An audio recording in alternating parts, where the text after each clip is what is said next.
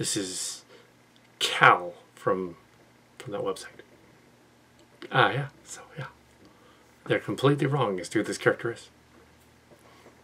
It's Kal. So yes, I'm going to review, well, sort of review, summarize the Mound Builder, Jason Colavito's book from 2020. Yeah, real brief. I'm not gonna. It's very long-haired. Yeah, so it is a historical conglomeration of story and myth and ideas from the Mound Builder period, Victorian, late Victorian, then modern era. That mainly dealing with the history of the Old West and Midwest, post all of the Indian Wars and that kind of thing. The Native American Trail of Tears, the Dakotas, the Apaches, the Cherokee, the ones in Georgia to all the way around to Oklahoma, to the Dakotas, to everywhere. A lot of places along the Mississippi. Apparently a lot of the mounds exist along the Mississippi Valley area. There are some here as well. Yes, pretty big ones. Yeah, and on the West Coast. But yes, there are some here. But unlike the myth ones in the book, the ones here on the West Coast, everybody knows that's what they are, and yeah, there's no myth associated with it. The local Ohlone tribes are all, yeah, those are the mounds up there in the hills. Those mounds. In fact, one of them is actually one of the hills. It's a mound. I'm not going to show you them because that would identify where this is, but you can look it up. Silicon Valley. You can look up the Piedmont Range. You can look up Mount Diablo and Alum Rock, and you'll find it. It's right there. So there you go. It's right there. You look up the hills. Oh, pyramid-shaped mound up on the hill. Oh, there it is. Just everyone knows. Yeah, so it's no great mystery out here. Yeah, there's another one too, a little lower down. Caves and things and burial areas. Down on the valley floor too. But in this book, which has nothing to do with that, in the sequel, this book has nothing to do with that. This book has to do with more of all the people that have hijacked it, like Donnelly and some of these other classic people from back in the day, from the 1800s. They're all dead. All the people are dead that were in this. The Blavatsky and Donnelly and all these names that were all over the blog about ancient aliens. And you can look them all up. And then the modern part covers one portion of one chapter at the end. That took him a further year to finish the book because he had to keep revising that last chapter. He didn't really need to. He could have just made this a history of the ancient West and said this is a history of the ancient West, and here's what sprang up from that after Lovecraft took over and kind of fictionalized a lot of it. Yeah, racist Lovecraft. Yeah. But yes, yeah, the myth mound builder thing. The emphasis in the story, because I am not a right-wing weirdo. I'm center left. I liked it, the book, as a history book, as a history of oddities book. I would classify it as sort of in the same vein as Ancient Aliens, X-Files, Atlantis, that kind of thing. And he does mention Atlantis quite a bit. An oddities book. It wouldn't be in the history. It would be historical fiction in some cases, but it is based on history. So there is history. There is history in it from that time period. So you can look at it like oh, historical fiction, but there's actually I don't think he changed any names, unlike in some of our spoofs of the blog. He didn't change any names because he figured all these people are long gone. So until he got to the end, apparently he annoyed some right winger who he referred to in one tiny paragraph in the last chapter. It's like, so what? Anyway, yeah, so the Mound Builders, yeah, they okay, the idea of the story is that a lot of Victorian era and 1800s people, basically, the late 19th century people decided that these mysterious Native American mounds they couldn't explain. There's large structures, larger than just a hill, but smaller than a mountain. These mounds that were built up fairly tall. They were not put there by Native Americans, but rather were put there by some strange lost white race that they made up, that they fictionalized. I understand that and the whole thing is this back and forth between them, and the whole thing. So yeah, oh, hold on a minute.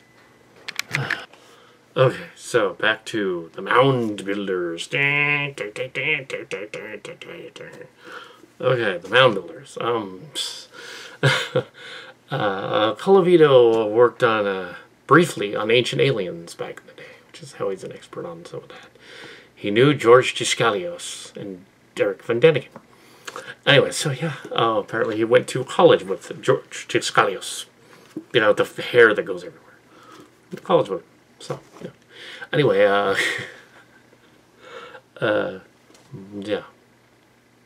yeah. So here we have so basically all of these, I guess, early, they wouldn't really be white nationalists because that didn't exist yet.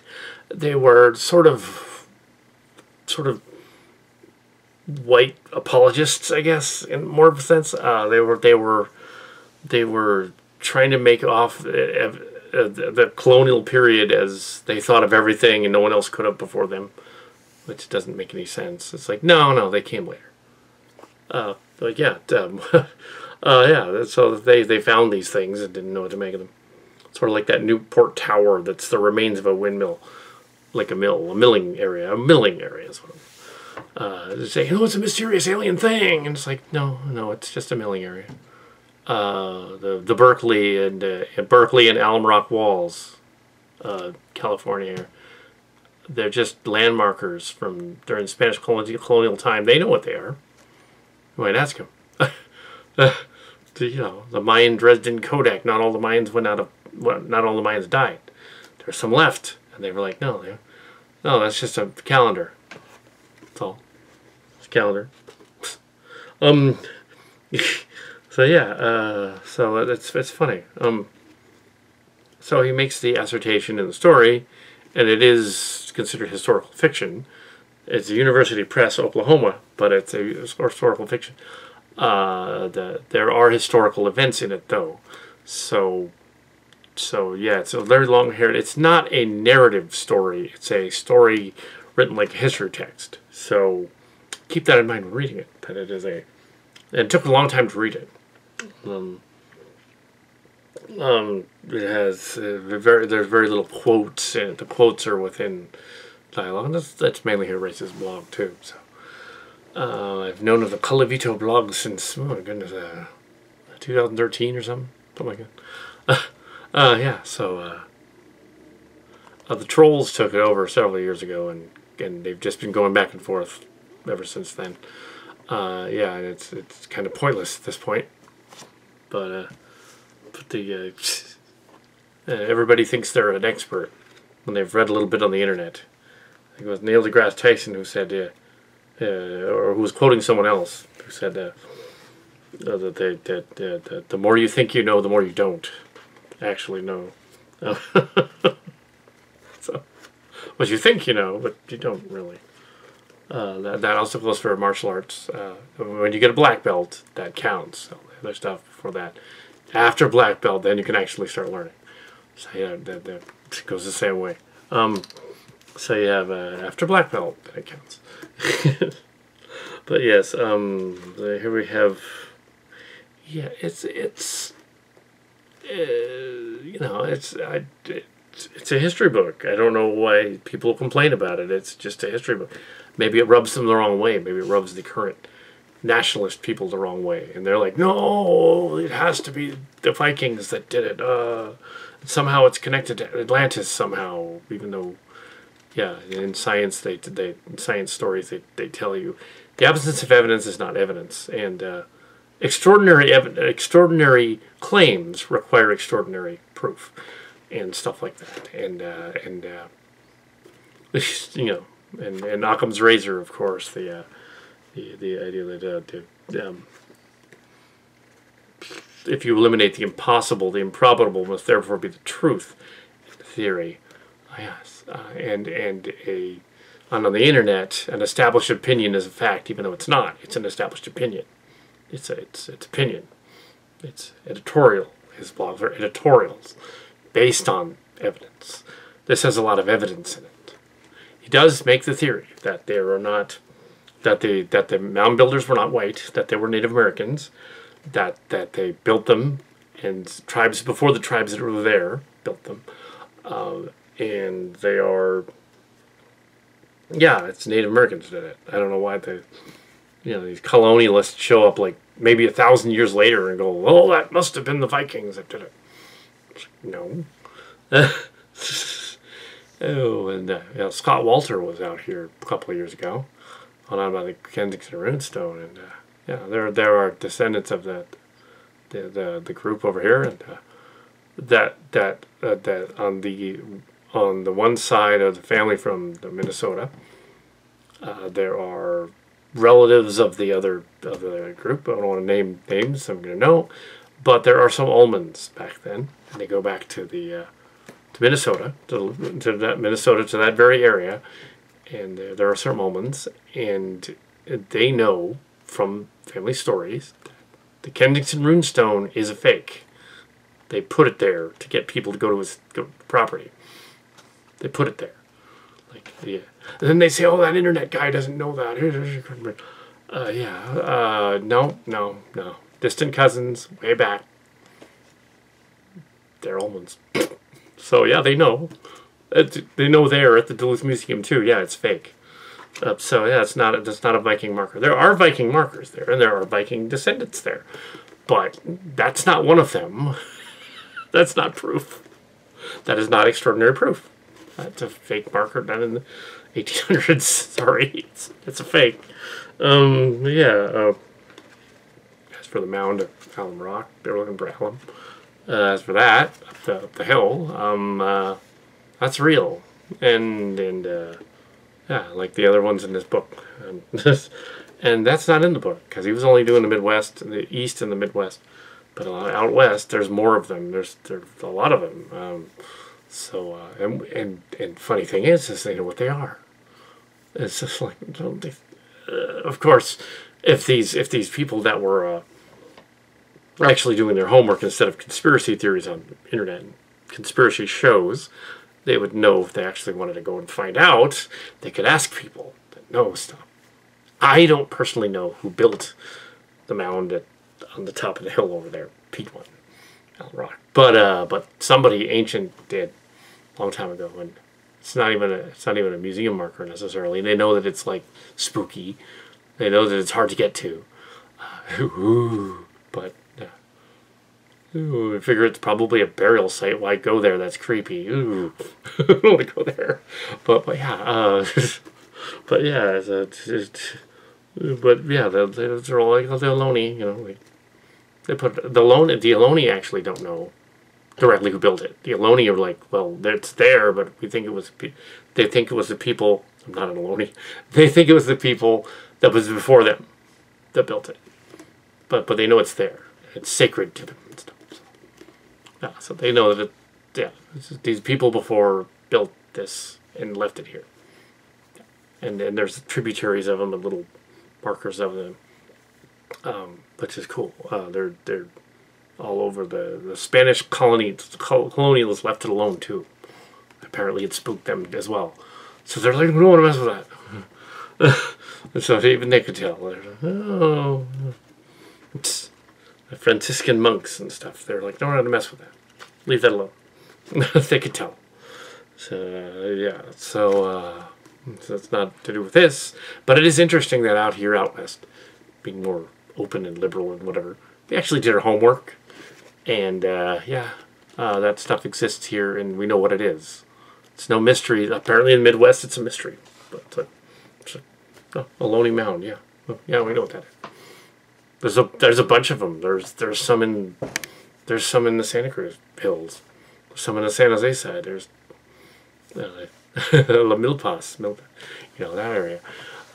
That's where the other one is. also, yeah, there's at least a smaller one over by where they used to do the Charlie Chaplin movies, Irvington. There's a small one over there. Yeah, it got uncovered when the fires came through. Well, what's that? Oh, it's a mound. Oh, Indians probably built that. See, back east they would have all the nationals freaking out, going like, oh, this must have been a secret made-up race that we made Nephilim white aliens off from space. But then they come back here and they find the same thing, and they're like, oh, mound, Indian mound, Native American, First Nation built it. It's immediately our first response over here. It's First Nation built it. Indians built it. Okay. It was hidden. So, yeah. But don't take my word on it. Just go look it up. It's not Atlantis here. Plato was actually not talking about a real place. He was talking about an allusion to a place. So those people looking for Atlantis, it's not actually there. It's an allusion. He was writing a story saying, I found a empire. I'm going to make an example of an empire that falls to decay. It was never meant to be a place. If you want to, yeah, Atlantis is another story. They can pinpoint that, but it is in the book. They can pinpoint. It reminded Plato when he was writing it of the Minoans, who had their island had blown up. The Santorinians as well, a blown up island. A lot of these islands, you know, that wasn't where it was, but that's what made him think. So he was writing a story 1,000 years later about a place, and he was like, "Oh, I'm writing a story and this fictionalizing the Santorini Islands and or something." And yeah, it's like you're not gonna find it because it doesn't exist. And it's fun to speculate though. And we have a lot of interesting pictures and runes. Pictures. That's a rune tablet. It's funny when they had like this like unreadable text in the there was an unreadable codec. And none of the code breakers could break the unreadable codec. It's on the internet. They put it on the internet. Somebody read it. They're like, oh, I know what that is. No. Yeah. Scandinavian. It's something else, you know. It's why somebody figured it out.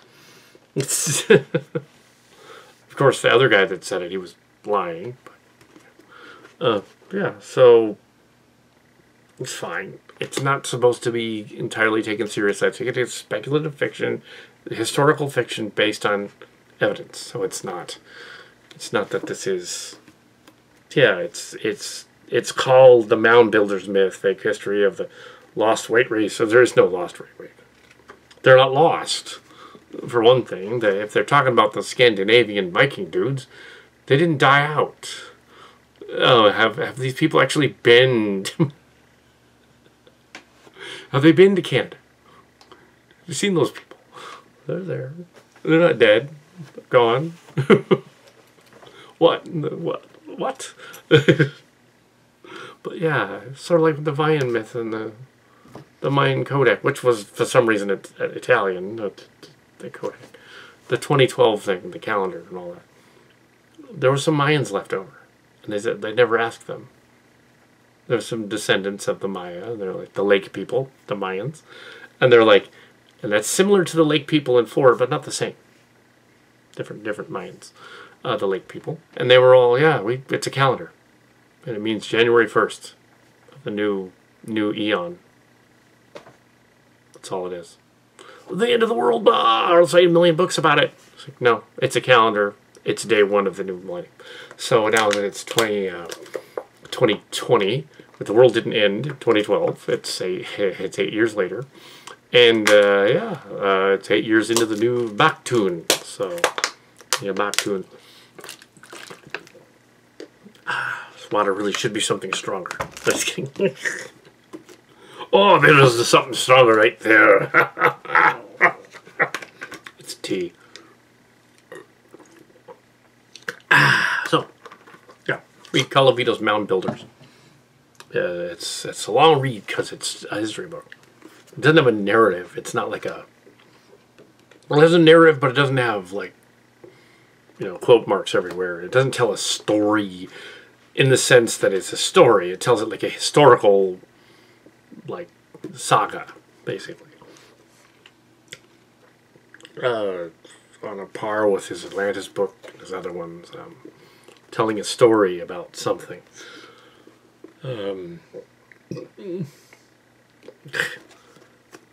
If you want some fun reading, you should look up the Spoofing the Blog. You should look up the Starship Locations stories, Spoof the Blog.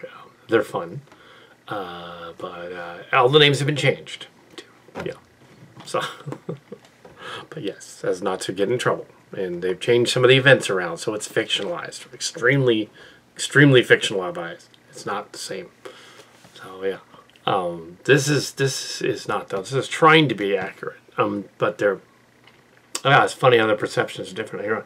This is an East Coast writer who's probably never actually encountered. Yeah, it was Scott Walter was out here, the guy from American on Earth, and he was looking at those rock walls and tapping them with a hammer and stuff. What? I don't want to identify where this is, or he'll come around looking for that mound and he'll probably disturb some ghosts or something. If you believe in that kind of thing. We don't want him to do that.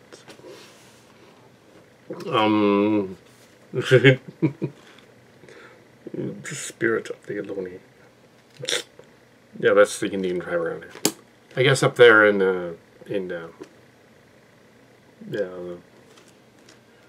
well, I know that in Michigan it was the Obijay and the Korean and the Algonquin, but I don't know what it was in. Was it Minnesota? Was the probably the Lakotas and stuff.